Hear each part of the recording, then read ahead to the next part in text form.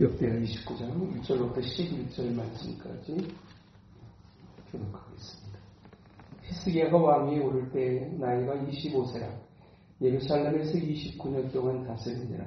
그의 어머니의 이름은 아비야요 스바랴의 딸이더라.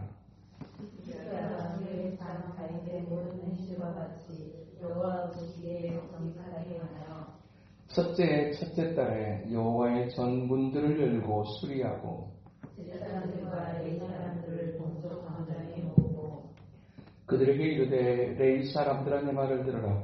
이제 너희는 성결하게 하고 또 너희 조상들의 하나님 여호와의 전을 성결하게 하여 그 더러운 것을 성소에서 없애라. 우리 조상들이 범죄하여 우리 하나님 여호와 보시기에 악을 행하여 하나님을 버리고 얼굴을 들어 여호와의 성소를 등지고 또 낭실문을 닫으며 등불을 끄고 성소에서 분향하지 아니하며 이스라엘의 하나님께 번제를 드리지 아니하므로 여호와께서 유다와 예루살렘에 진노하시고 내버리사 교역과 논란과 기웃거리가 되게 하신 것을 너희가 똑똑히 보는가라.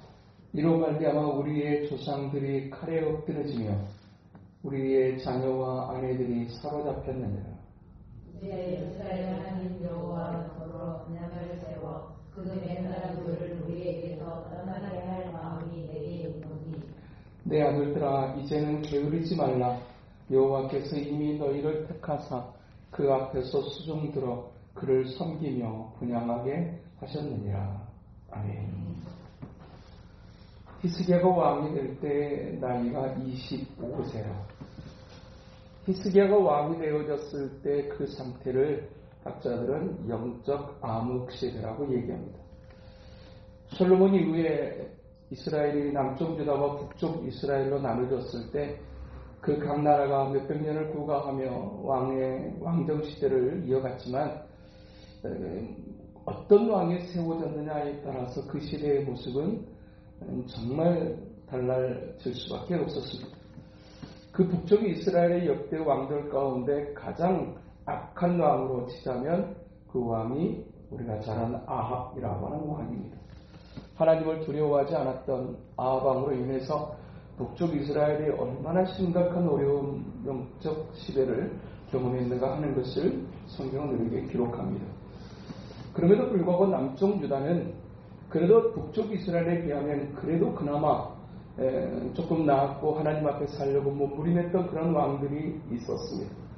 비록 중간에 이상해지고 중간에 인간적인 생각을 하고 또 마지막에 또한 잘하다가 이상해져가지고 또 스스로 악한 길을 또 악한 삶을 자초하고 말았지만 그럼에도 불구하고 북쪽 이스라엘에 비하면 남쪽 유다의 왕들은 그래도 하나님 앞에 살려고 나름 예를 썼던 왕들의 역사라고 말할 수 있습니다. 그러나 이 히스기야가 왕이 되었을 당시에 시대가 영적 암흑 시대라고 말하는 곧 북쪽 이스라엘의 아합 왕과 같은 그와 같은 어둠의 시대가 될 수밖에 없었던 것은 그의 아버지 아하스라고 하는 사람 때문이었습니다. 이 아버지 아하스가 왕이 되어서 다스렸던 시대는 북쪽 이스라엘의 아합 왕이 다스리던 시대 못지않게 어두운 영적 암흑 시대, 남쪽 유다 왕들의 역대 왕들 가운데서 어쩌면 가장 심각한 악행을 저지르고 또 그것을 깨닫지 못하고 여전히 심각함을 더했던 왕이 바로 히스기야의 아버지 아하스 왕이었습니다.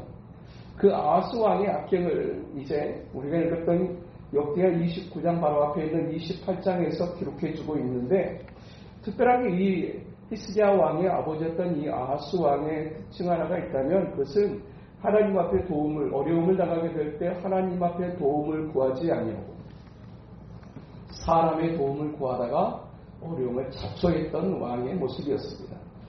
16절에 보면 그때 아하스가 아수르 왕에게 사람을 보내어 도와주기를 구하였으니 라고 기록하고 20절에 보면 아수르 왕 딜랏빌레셀이 그에게 이르렀으나 돕지 아니하고 도리어 그를 공격하였더라. 21절 아하스가 여호와의 전과 왕궁과 방백들의 집에서 재물을 가져다가 아수르 왕에게 주었으나 그에게 유익이 없었더라 하고 그렇게 기록합니다. 아람 왕의 공격을 당했었을 때 그가 하나님 앞에 구하기보다 엎드리기보다 사람의 도움을 구하기 위해서 주변에 있던 강한 나라 아수르에게 도움을 요청했고 그 아수르의 도움을 요청함으로 말미암아서 이제 아수르 왕이었던 드르다빌레셀이 이 남쪽 유다를 도와줄 것처럼 같지만 사실은 이 남쪽 유다를 도와주는 것이 아니라 오히려 남쪽 유다를 더욱 공격해버리는 어이없는 상황에 이르게 됩니다. 곧 사람의 힘으로 사람의 방법으로 어떻게 도움을 찾아보고 어려운 상황을 이겨버리고 시도했으나 그로 말미암아 얻었던 유익이 하나도 없다고 성경은 그렇게 말씀합니다. 그런데 이와 같은 상황이 되어지게 될 때 사람이 가지는 정상적인 기능 하나가 있다면 그것은 깨달음이라고 하는 것입니다. 어떤 상황 속에 내가 인간적인 방법을 동원했으나 그리고 내가 가지고 있는 여러 가지 것들을 다 동원해서 그의 도움을 힘입기를 원했으나 그것이 진정한 도움이 되지 못했고 내게 아무런 유익이 없었다고 느끼게 되게 될 때 그때 사람에게 정상적인 반응, 이제 기능 하나가 있다는 것은 깨달음의 기능입니다. 그러나 사람이 깨달아야 될 때 깨닫지 못하게 되면 어떻게 되어지는가 하는 것을 보여주는데 22절에 보니까 이 아하스 왕이 권고할 때 더욱더 여호와께 범죄하여 자기를 친 다메섹 신들에게 제사하여 이르되 아람 왕들의 신들이 그들을 도왔으니 나도 그 신에게 제사하여 나를 돕게 하리라 하였으나 그 신이 아하스와 온 이스라엘을 망하게 하였더라 그랬습니다. 사람이 어리석음이라고 하는 것이 얼마나 기가 막히냐면 아람 왕의 공격을 당해가지고 아람 왕의 공격을 피하기 위해서 아수르에게 도움을 요청했는데 아수르 왕 빌라다빌레셋이 와가지고 오히려 남쪽 유다 아하스 왕을 돕는 것이 아니라 오히려 아람 편에 서가지고 이 남쪽 유다를 공격하는 이 기가 막힌 상황이 되어졌어요. 그와 같은 기가 막힌 상황을 경험했고 또 어려워졌는데 그 상황 속에서 이 아하스는 그 어렵고 공고할 때 더욱더 하나님 앞에 가까이 나아가는 것이 아니라 오히려 아람 사람들이 섬기는 신들을 내게 나도 제사를 지내야 되겠다는 생각을 했다는 겁니다. 그 이유가 무엇이냐? 우리는 아수르의 힘을 들여가지고 아람을 공격하려고 했는데 이 아람 사람들이 자기들이 섬기는 신들에게 얼마나 열심히 빌었기에 우리를 돕고 아람을 공격해 줄 줄 알았던 아수르 왕의 마음이 변해가지고 오히려 아람을 돕고 우리를 공격했을까? 그들의 신에게 제사를 함으로 말미암아 그들의 신이 그들을 도운 것처럼 나도 아람 사람들이 섬기는 신에게 제사를 지내고 도움을 요청하게 되게 되면 나도 역시 그와 같이 도움을 받지 않을까라고 하는 생각을 했다라는 겁니다. 사람의 생각 하나가 사람을 승리하는 삶으로 이끌기도 하고 어려운 길에 더 어려운 길로 치닫게 만듭니다. 어떻게 생각 하나가 그렇게 무서운지. 생각은 결국 행동을 낳게 되고 그 행동은 자신의 삶으로 분명하게 돌아올 수밖에 없습니다. 그런데 깨닫지 못하게 되면 그 어두움에 또 어두움을 잇대고 더 어두운 상황으로 치닫게 되어지는 것. 결국 그 한 사람 이제 아하스만 망한 것이 아니라 온 이스라엘이 함께 망하게 되는 기가 막힌 상황을 말씀해주고 있습니다. 한 사람의 범죄가 한 사람의 연약함이 한 사람의 어리석음이 결국 한 사람의 것으로 끝나지 않는다라는 얘기입니다. 그 한 사람의 생각 하나가 올바르게 바르게 하나님 앞에 돌아오지 않게 되게 될 때 그 한 사람과 관련되어 있는 모든 사람들이 고통을 당하게 되는 분명한 영적인 원리를 우리에게 말씀해 주고 있습니다. 그런데 그와 같은 상황 속에서 더 기가 막힌 상황은 그렇게 망해져 버린 상황 속에서 아하스가 했던 일이 24절. 아하스가 하나님의 전의 기구들을 모아 하나님의 전의 기구들을 부수고 여호와의 전 문들을 닫고 예루살렘 구석마다 제단을 쌓고 유다 각 성읍에 산당을 세워 다른 신들에게 분향하여 그의 조상들의 하나님 여호와를 진노하게 하였더라고 그랬습니다.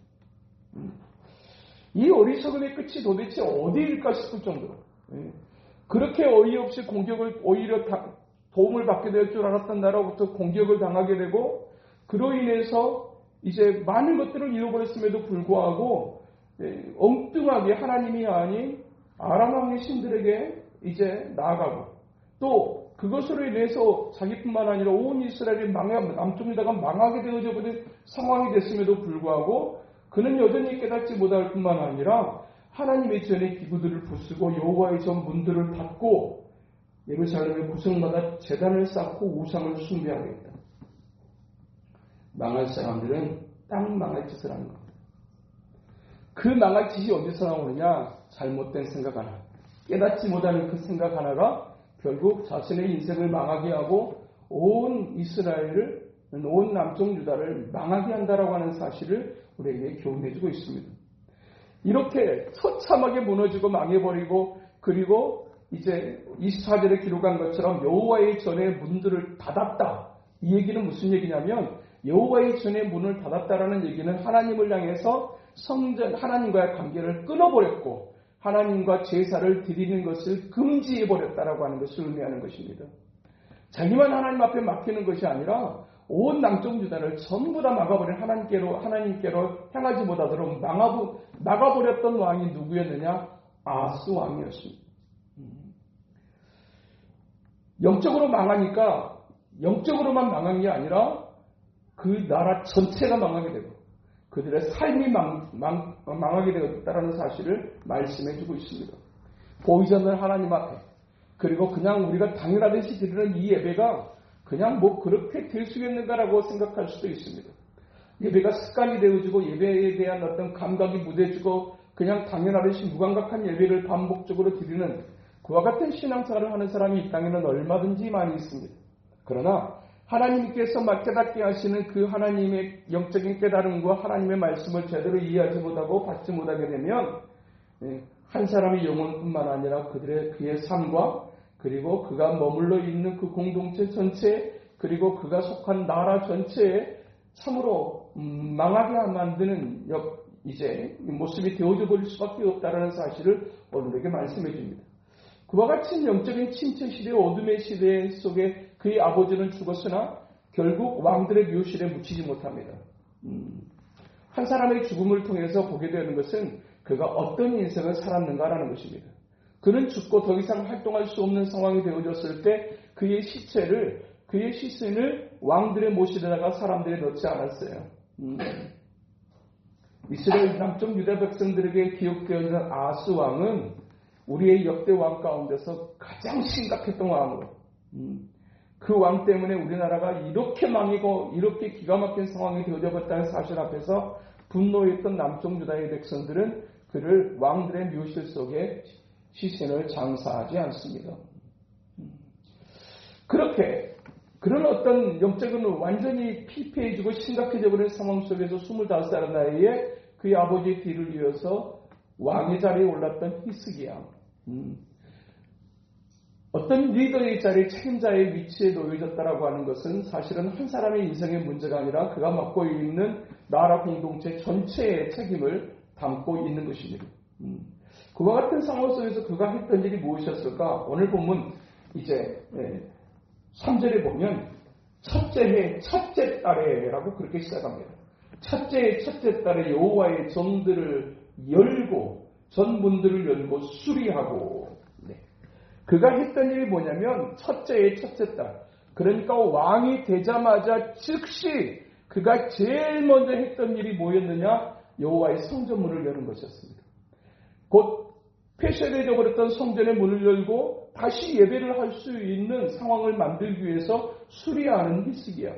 그가 바로 이 땅을 어떻게 하면 다시 회복하고 살릴 수 있을까 고민하면서 했던 첫 번째 결단이 정치, 경제, 군사 그 문제가 아니라 예배 회복이 가장 중요한 문제라는 사실을 그가 인식했다는 얘기입니다. 정치적으로 아수르와의 이상한 관계 속에 아람과의 이상한 관계 속에 놓여졌으니 그런 상황 속에서 왕이 되어지게 될 때 정치적인 수완을 발휘해야 되는 것이 가장 첫 번째 일처럼 되어질 수도 있습니다. 그 아스 왕의 행적으로 말미암아서 온 나라가 다 망하게 되어지는 상황 속에 백성들의 경제적인 상태는 그 핍절 바로 그것이었을 겁니다. 경제를 살리는 것이 가장 먼저다라고 말할지 모르겠습니다.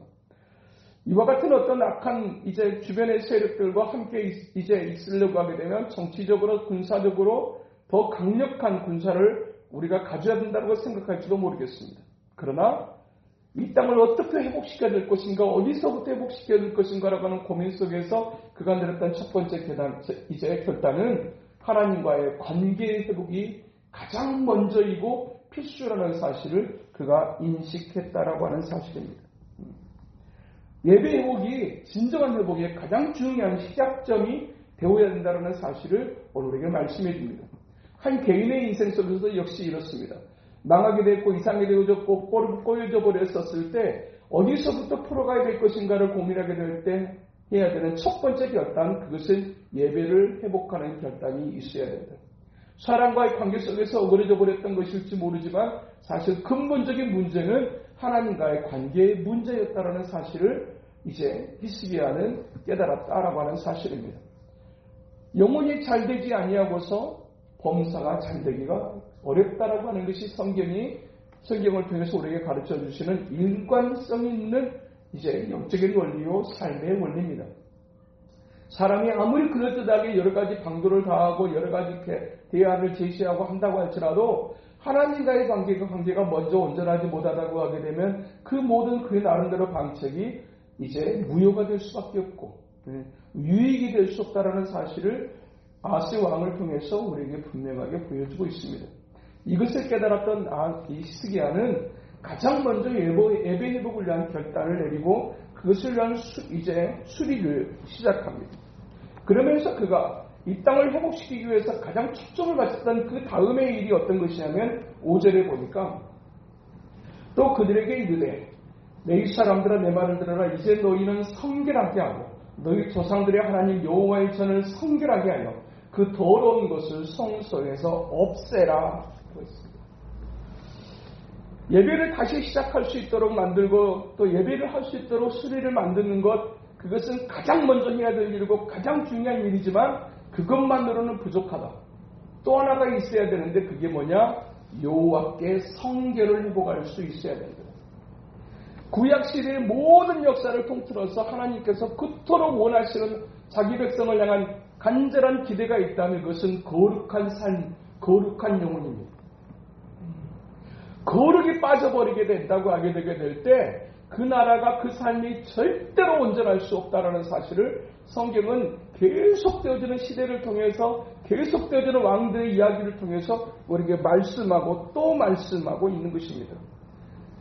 예배를 드린다는 거 하는 것만으로 부족하다라는 얘기입니다. 하나님 앞에 성결하게 되어지는 것, 성결 없이 예배 없고 거룩이 없이는 사명도 없다. 사실 우리는 어떤 망해지는 상황 속에 놓여지게 되게 될 때 간절한 마음의 회복을 구합니다. 그러면서 또 그 간절한 마음의 회복은 좀 더 빠른 모습의 회복을 우리는 구하고 사모하게 됩니다. 그러나 중요한 것은 속도가 아니라 하나님 아버지 앞에 얼마나 성결한 모습이냐가 중요한 것입니다. 사실 우리는 계속해서 이제 하나님 앞에 기도하게 되는 어떤 제목이 하나가 있다면 그것은 회복과 변화와 부흥과 축복입니다. 그러나 이 회복과 변화와 부흥과 축복이라고 하는 이 주제를 놓고 우리가 기도하지만 절대로 빠뜨려서는 안 되는 한 가지가 있다면 그것은 거룩한 회복, 거룩한 변화, 거룩한 부흥, 거룩한 축복이라고 하는 사실입니다. 앞에 있는 그 거룩이라고 하는 것이 빠져버린 회복이 과연 진정한 회복일 수 있는가? 앞에 있는 거룩이 빠져버린 변화가 진정한 변화일 수 있느냐? 앞에 있는 거룩이 빠져버린 부흥과 축복이 진정한 부흥과 축복이 될 수 있느냐? 성경은 그렇게 말씀하지 않습니다. 모든 것의 시작점에 거룩함이라고 하는 하나님이 기뻐하시는 정결함이라고 하는 것이 전제되지 않는다고 하면 우리가 아무리 목놓아 부르짖는다고 할지라도 회복이 아니며 변화가 아니며 상황은 늘 바뀔 수 있어요. 그리고 잠깐 좋아지는 것처럼 보여줄 수 있어요. 그러나 그 중심 속에 하나님이 기뻐하시는 정결함, 거룩함이 빠져버린다고 하면 그것은 결국 또다시 원점으로 우리가 이룰 수밖에 없다는 사실을 오늘에게 성경은 분명하게 말씀해주고 있습니다. 계속해서 거듭되게 눈에 보이는 것이 전부가 아니다. 하나님 없이도 어떤 회복의 역사를 향해서 나아갈 수 있는 것처럼 보여줄 수 있습니다. 어떤 변화를 추구하고 또 그것이 그럴듯하게 또한 이루어지는 것처럼 보여줄 수도 있습니다. 하나님 없이도 하나님 앞에 예배가 온전하지 못한 채로도 이제 여러 가지 모양의 힘을 가지는 군사력을 확보할 수도 있습니다. 그러나 그것이 인생의 위기 상황 속에, 나라의 위기 상황 속에 진정한 힘이 되어줄 수 있느냐? 절대로 그럴 수 없다. 성경은 우리에게 분명하게 말씀합니다. 회복을 구하되 거룩한 회복을 구하고, 변화를 구하되 거룩한 변화를 구하고, 부흥과 축복을 구하되 거룩한 부흥과 거룩한 축복의 역사가 우리의 기도 제목이 되어야 될 것을 성경을 통해서 우리에게 일관성 있게 말씀하고 계시는 것입니다. 그래서 먼저 레위인들을 불러서 그들의 영적 리더의 위치에 있는 그 레위인들을 불러서 먼저 이야기하게 될 때 너희는 자신을 성결하게 하고 그리고 여호와의 전을 성결하게 해라.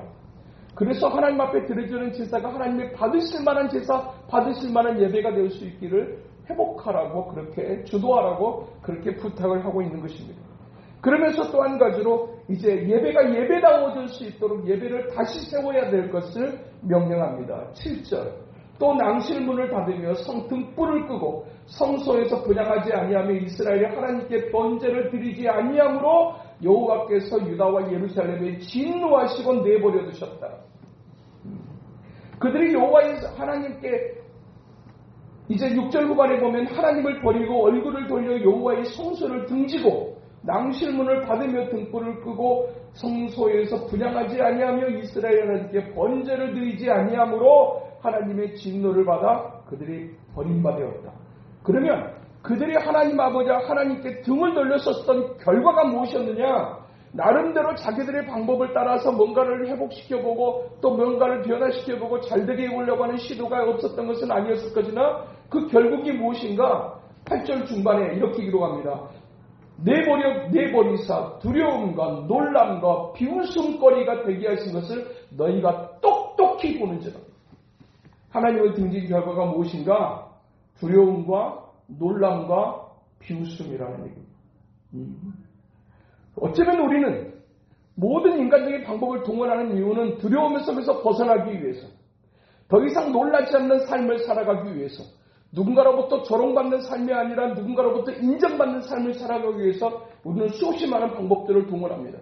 그러나 하나님이 없는, 하나님이 기뻐하실 수 없는 어떤 인간의 어떤 그런 방편은 결국은 그들이 원하지 않는 두려움에 사로잡히고 놀라는 인생을 살며 비웃음으로 가득한 인생을 살아갈 수밖에 없다는 사실을 너희가 똑똑히 보았다. 똑똑히 보았다. 너희가 진짜 봤잖아. 너희가 봤잖아. 누군가의 인생을 통해서 깨닫지 못하게 되게 되면 나의 인생 속에도 똑같은 일이 재현되어질 수 있다는 사실을 우리에게 성경을 통해서 분명하게 말씀하고 있어요. 누군가의 이야기가, 누군가의 안타까운 이야기가 누군가의 이야기가 아니라 누군가의 안타까운 어떤 그런 상황과 이야기를 통해서 나의 인생에 적용하지 않냐고 반면교사로 삼지 않는다고 하면 그 사람이 당했던 그 두려움과 놀람과 비웃음의 역사가 나의 삶에 재현되어 수 있다는 사실을 우리에게 말씀하고 있는 것입니다. 그들을 보아라. 우리 아버지 시대를 봐라. 그렇게 살았더니 그렇게 되지 않았느냐. 자기 아버지 얘기를 해야 되는 아들의 심정이 어땠을까요? 그럼에도 불구하고 이 망해버린 나라를 다시 회복시켜가기 위해서 그가 이스라엘 백성들을 향해서 호소하는 것은 하나님과의 관계가 먼저 회복되어야 되고, 내가 하나님 앞에서 하나님이 기뻐하실 수 없는 것들을 끊어내지 않는다고 하면 우리는 또다시 두려움에 사로잡힐 수밖에 없고 깜짝깜짝 놀라는 생각하지도 못했던 악한 일로 인해서 고통당할 수밖에 없고, 하나님을 믿는 나라가, 하나님을 믿는 백성이 저렇게 되는가? 라고 하는 비웃음을 당하게 될 수밖에 없다는 사실을 얘기해 줍니다. 그러면서 그가 말하는 것이 무엇입니까? 낭실문을 닫았으나 이제 우리가 낭실의 문을 열었고 등불을 끄었으나 등불을 다시 끄지 아니하고 분향을 다시 하며 그리고 하나님께 번제를 드리기를 힘써야 된다. 여기서 말하는 등불은 하나님의 임재의 상징이라면 분향은 기도의 상징이고 번제는 이제 헌신의 상징이라고 말할 수 있습니다. 백성들이 타락하게 될 때 가장 먼저 사라졌던 것이 제사의 예배였습니다. 이 제사와 예배가 사라지게 되니까 어떻게 되느냐? 하나님의 임재가 사라지게 되고 기도가 끊어지게 되고 이제 헌신이 사라져버리게 된다는 사실을 얘기해 줍니다. 예배가 예배다워지지 못하게 되게 될 때, 예배가 예배다워지지 못하게 될 때 그 사람들이 여전히 그 자리에 있는 것 같지만 하나님의 임재는 없고, 그러니까 예배를 드리지만 영적인 감흥이나 감동이 전혀 없는 그냥 벤치만 따뜻하기만 하는 벤치 워머, 그냥 성전의 마당만 받고 왔다 갔다 하는 그와 같은 모습일 수밖에 없으며 하나님의 임재, 하나님의 만지심을 경험함이 전혀 없을 수 있어요. 그리고 하나님 앞에 영적으로 타락하게 되고 예배가 사라지게 되게 되면 기도는 당연히 끊어지고 기도가 없으니 헌신이 있을 수 없고 다시 이것을 바꾼다고 하게 될 때 예배가 살아나게 되면 기도가 살아나고 할렐루야. 예배가 살아나게 되게 되면 헌신이 살아나고 그렇게 기도가 살아나고 헌신이 살아나게 될 때 그 나라와 그 공동체와 그들의 삶이 다시 살아날 수 있다는 사실을 오늘 우리에게 말씀해 주고 있는 것입니다. 그러면서 이스라엘 백성들을 향해서 분명하게 또한 지시하고자 했던 메시지 11절 내 아들들아 이제는 게으르지 말라. 여호와께서 이미 너희를 택하사 그 앞에서 수종들어 그를 섬기며 분양하게 하셨느니라. 잊지 말아라. 우리는 선택된 사람들이다 라는 사실입니다. 우리의 사명은 결코 부담이 아니라 하나님께서 특별하게 선택하신 선택받은 선택의 영광을 힘입은 사람들이고 비록 우리나라가 결국 이 나라가 결국 망하게 되는 상황 속에 있지만 우리는 하나님께로부터 이제 버림받은 사람들이 아니라 부름받은 사람들이라는 사실을 우리가 잊지 말아야 된다. 이것을 강조함으로 나라를 다시 세우기를 도모했던 히스기야의 이 모습은 오늘 또 망할 것처럼 보여지는 어두운 어떤 시대의 상황 속에서 우리들의 삶의 상황 속에서 우리가 가장 먼저 힘쓰고 주목해야 될, 힘쓰고 집중해야 될 일이 무엇인가 하는 것을 오늘 우리에게 말씀해 주고 있습니다.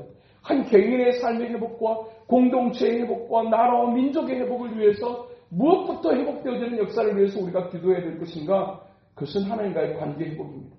그 관계 회복의 가장 중요한 기초는 하나님 앞에 드려지는 예배의 회복으로부터 시작되어진다는 사실을 오늘 우리에게 말씀해 주고 있습니다. 여전히 이 시대가 어둡고 또한 이 시대에 여전히 정말 참으로 하나님의 기뻐하시는 회복의 역사를 향해 나아가기를 원하는 우리가 또한 우리가 기억해야 될 것, 기도해야 될 것이 무엇인지를 오늘 또 본문을 통해서 우리가 교훈받게 되어지는 것입니다.